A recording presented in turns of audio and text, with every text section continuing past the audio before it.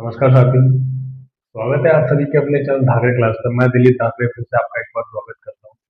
और जैसे कि आपको पता पता है कि ये जो टेंसेस का सिस्टम चल रहा है, टेंसेस हम सीख रहे हैं। प्रेजेंट पास्ट क्लियर हो गया, फ्यूचर का आज टेंस हम सीखने वाले हैं, वो सीखने वाले हैं फ्यूचर कंटिन्यूअस टेंस।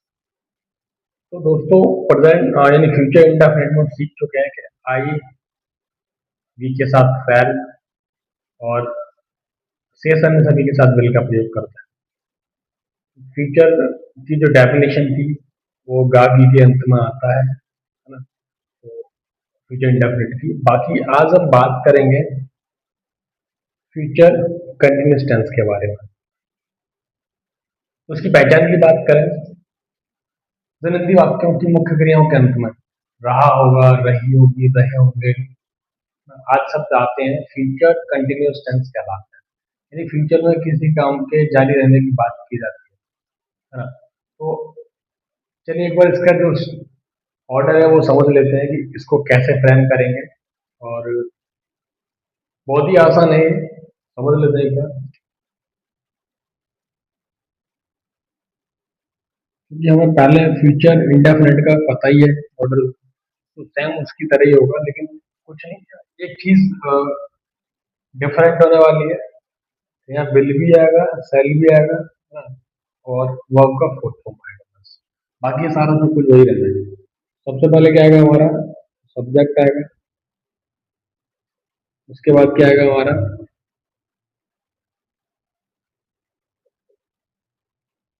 विल भी या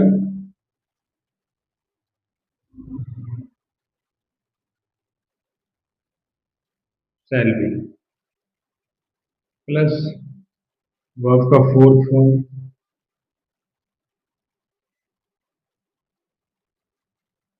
प्लस ऑब्जेक्ट।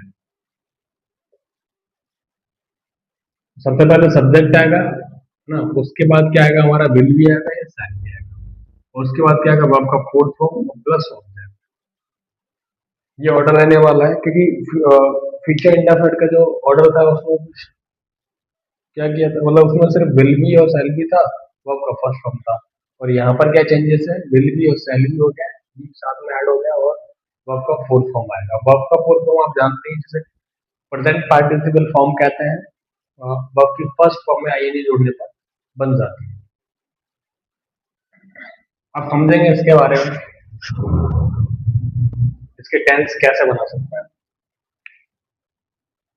जैसे मैं पढ़ रहा हूँ,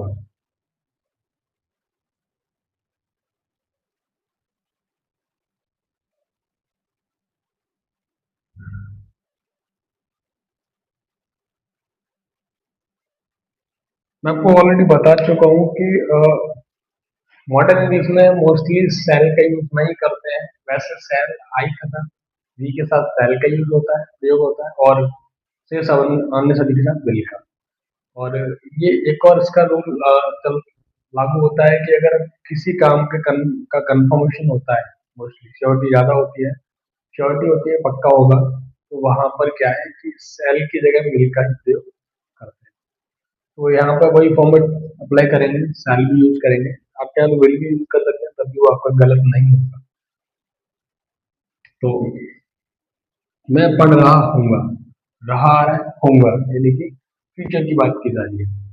मैं के साथ क्या आएगा, मैं का क्या आए, उसके बाद शैल भी,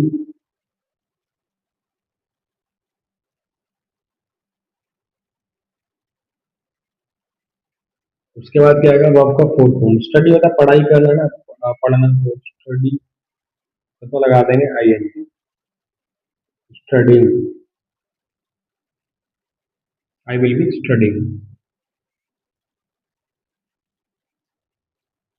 या आई सेल बी स्टडिंग, है ना। तो यहाँ आई सेल भी लिखा है मैंने, क्योंकि मैंने आपको ऑलरेडी बताया मैं भी मॉडर्न इंग्लिश यूज करता हूँ, तो मैं भी वही ज्यादा यूज करता हूँ, लेकिन सेल भी जो टेंसेस के हिसाब से फॉर्मेट है वो मैं आपको बता रहा हूँ। वह क्रिकेट खेल रहा होगा,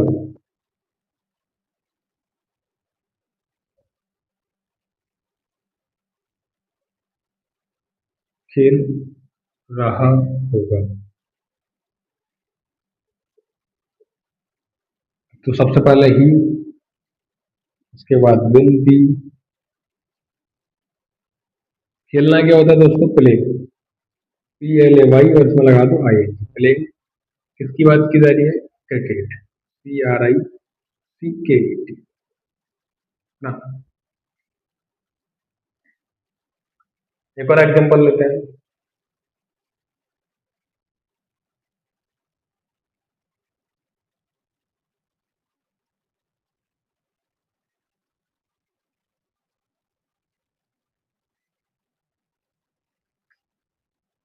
हम टीवी देख रहे होंगे।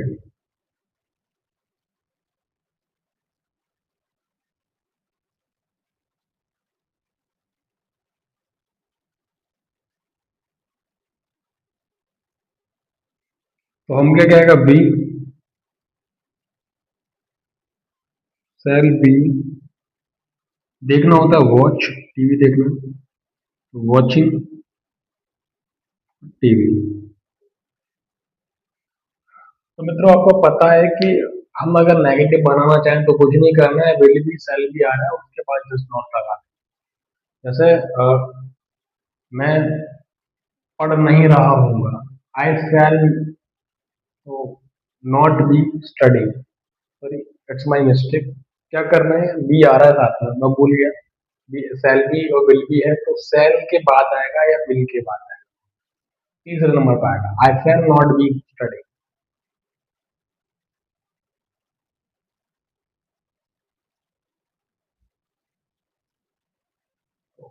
इसके लिए हम नेगेटिव जो बनाना है तो कुछ नहीं करना, विल और सेल के बाद नॉट लगा देंगे।